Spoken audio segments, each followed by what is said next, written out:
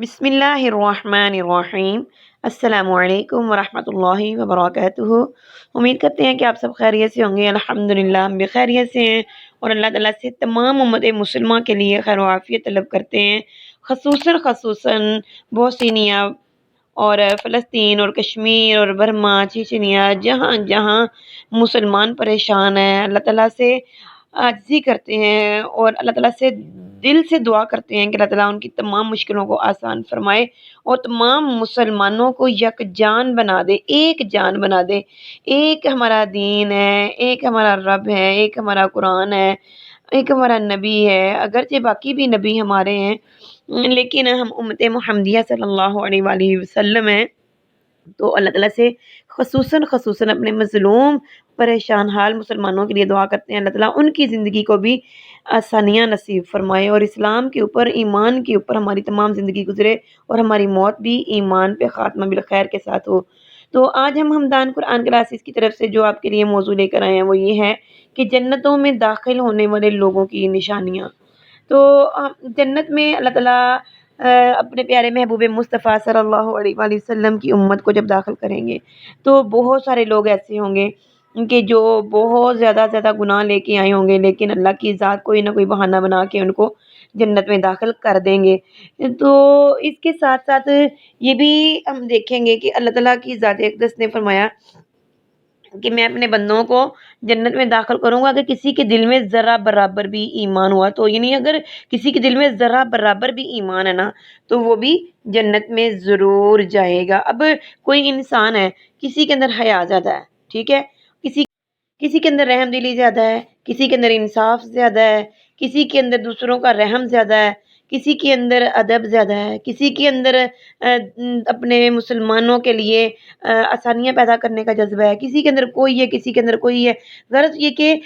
جس کسی کے اندر بھی جو کوئی بھی اللہ تعالیٰ نے یعنی اچھی عادت رکھی ہوئی ہے تو وہ میرا پاک پروردگار جس مرضی چاہے یعنی عادت کو جس کے اندر رکھ دے اور اللہ جس کو چاہے اس نیک عادت کی وجہ سے، اچھی عادت کی وجہ سے بخش دے اور جنت عطا کر دے۔ تو اب یہ دیکھیں کہ کوئی بھی نیکی، جو کہتے ہیں نا کہ چھوٹی سی نیکی کو حقیر نہ جان، اس کو بخشش کا بہانہ چاہیے۔ تو اب یہ مت دیکھیں کہ یہ ہم کیا سے کہتے ہیں کہ اتنی سی نیکی ہے، اس کو کرنے کی کیا ضرورت ہے، کوئی بات نہیں، اور بھی تو بڑی نیکیاں نا، نہیں، ہو سکتا ہے اللہ تعالیٰ کو وہی پسند آ جائے اور وہی ہماری بخشش کا ذریعہ بن جائے۔ تو جب دیکھو جب جنت میں لوگ داخل ہوں گے نا تو ان کے اللہ تعالیٰ جو ہے نا چہرے روشن کر دیں گے، ان کے چہروں کے اوپر سے جو گناہوں کی گرد و غبار ہوگی، گناہوں کی جو سیاہیاں ہوں گی وہ ساری کی ساری اللہ تعالیٰ صاف کر دیں گے۔ کیا قرآن پاک کی آیت ہے، قاتروا ولا ذلہ، یعنی ان کے چہروں پہ نہ کوئی سیاہی ہوگی نہ کوئی ذلت ہوگی، وہ 14ویں کے چاند کی طرح روشن چہرے ہوں گے۔ تو ان کو جنت کے اندر جب لے جایا جائے گا تو ان کے جسم کے اندر کوئی گندگی بھی نہیں رہے گی، یعنی نہ تو انہیں وہاں پہ کوئی تھوک آئے گی، نہ ہی ناک کی گندگی وہاں پہ ہوگی، نہ کوئی یعنی پیشاب پخانہ ہوگا۔ ان کے جو اندر جتنی بھی گندگیاں ہیں نا وہ ساری کی ساری یہ بس دنیا میں ہی ہیں، وہاں پہ جا کے ساری جنت میں ختم ہو جائیں گی۔ اور پھر ان کے جو کھانے کے برتن ہوں گے وہ سونے کے ہوں گے اور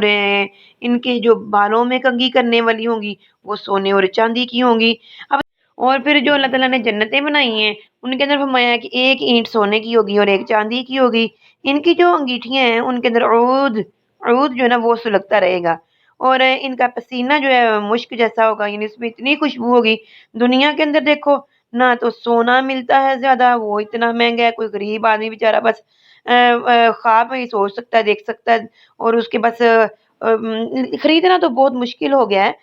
آج تو اتنی مہنگائی ہے کہ بس انسان جو ہے وہ اپنی روٹی پوری کرتے رہے عزت کے ساتھ تو وہی بڑی بات ہے۔ تو لیکن دیکھو کوئی بھی چیز ہے نا اگر آپ کو یہاں پہ نہیں مل رہی ہے تو یقین رکھیں اللہ تعالیٰ جنت میں اس کے خزانے آپ کو عطا کرے گا۔ اب دیکھو دنیا کے اندر پسینہ کتنا برا لگتا ہے، کتنی اس کی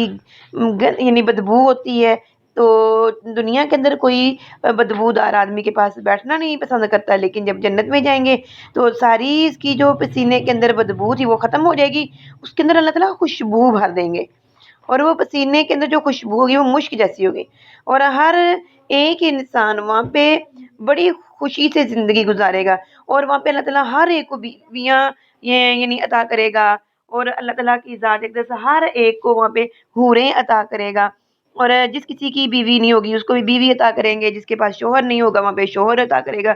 جس کے پاس جس چیز کی کمی ہوگی، دنیا کے اندر کمی ہوگی، اللہ تعالیٰ وہاں پہ اس کی ساری کسریں نکال دیں گے کہ کسی کے پاس اگر کوئی بھی چیز ایسی ہے جو دنیا میں چاہتا تھا لیکن اس کو نہیں ملی، وہ چاہتا تھا کہ اس کو زیادہ سے زیادہ ملے، تو اللہ تعالیٰ اس کو وہاں پہ جا کے سارا کچھ عطا کرے گا۔ نبی پاک صلی اللہ علیہ وسلم نے فرمایا کہ جو انسان دنیا کے اندر نیکی کرتا ہے نا اللہ تعالیٰ کو راضی کرنے کے لیے، تو اللہ تعالیٰ بھی وہاں پہ اس کو اتنا نوازے گا کہ اس کو راضی کر دے گا، اس کی سوچ سے بڑھ کے عطا فرمائے گا۔ اور عورتوں کو تو اللہ تعالیٰ اتنا حسن عطا فرمائیں گے کہ ایک حور جس کے بارے میں کوئی انسان دنیا میں سوچ ہی نہیں سکتا کہ اس کا حسن کیسا ہے، یہاں تک کہ نبی پاک صلی اللہ علیہ وآلہ وسلم نے فرمایا کہ حوروں کے جسم کے اندر اللہ تعالیٰ نے اتنی خوبصورتی رکھی ہوئی ہے نا کہ وہ خوبصورتی کوئی انسان کہے نا کہ میں سوچوں کہ اس کا جسم ایسا ہوگا، اس کے لباس کے اندر ایسی خوبصورتی ہوگی، اس کی ادائیں ایسی ہوں گی، نہیں، یہ ہماری سوچ سے بہت بلند تر یہ باتیں ہیں جو اللہ تعالیٰ نے ہمیں عطا کرنی ہے۔ اور پھر جو دنیا کی بیوی ہوگی وہ ان تمام حوروں کی سردار ہوگی۔ اور پھر فرمایا کہ اللہ تعالیٰ اتنا حسن عطا کریں گے کہ ان کے حسن کے اندر اس کی یعنی نزاکت کے اندر یہ بھی بتایا ہے کہ ان کی جو حسن کی وجہ سے پنڈلیاں ہیں نا وہ ایسی ہوں گی کہ ان کے اندر کا جو گودا ہے، گوشت ہے، وہ اوپر سے دکھائی دے گا، اور ان کے پہننے والے لباس جو ہوں گے نا وہ ایک ایک وقت میں 70 لباس پہنے ہوئے ہوں گے۔ ہم کہتے ہیں کہ بھئی 70 کیسے لباس پہنے ہوں گے؟ کہتے ہیں ہم دنیا میں دیکھ لو، ہم یعنی ٹیشو دیکھ لو، یہ دیکھ لو، دوسرا جو ہے کریپ دیکھ لو، اور یہ نیٹ دیکھ لو، کتنی سارے کپڑے ایسے ہیں جو باریک باریک ہوتے ہیں، ہم 2 2 3 3 جوڑ کے بناتے ہیں۔ تو جب جنت میں جائیں گے تو اتنے خوبصورت لباس ہوں گے کہ 70 لباس اوپر نیچے یعنی پہنے ہوئے ہوں گے۔ اور پھر ایک اور چیز بڑی خوبصورت بتاؤں، جنت کے اندر لڑائیاں نہیں ہوں گی، جھگڑے نہیں ہوں گے، وہاں پہ کوئی اختلاف نہیں ہوگا، کوئی کسی قسم کا بغض، کینہ، کدورت کچھ نہیں ہوگا۔ وہ کہتے ہیں کہ اللہ تعالیٰ کے قرآن پاک کی آیات ہے وَنَزَعْنَا مَا فِي صُدُورِهِم مِّنْ غِلٍّ، یعنی ہم ان کے سینوں سے کینہ، کدورت، یہ سب کچھ جو ہے نا کھینچ کے نکال دیں گے، دل جو ہے نا وہ پاک صاف ہو جائیں گے، اور سب کے سب ایک جیسے دل ہوں گے، صبح و شام بس اللہ تعالیٰ کی پاکیزگی بیان کریں گے۔ اور دعواہم فیہا سبحانک اللہم، وہ ایک دوسرے کے ساتھ یعنی جب باتیں کر رہے ہوں گے نا تو وہ تسبیح بیان کریں گے۔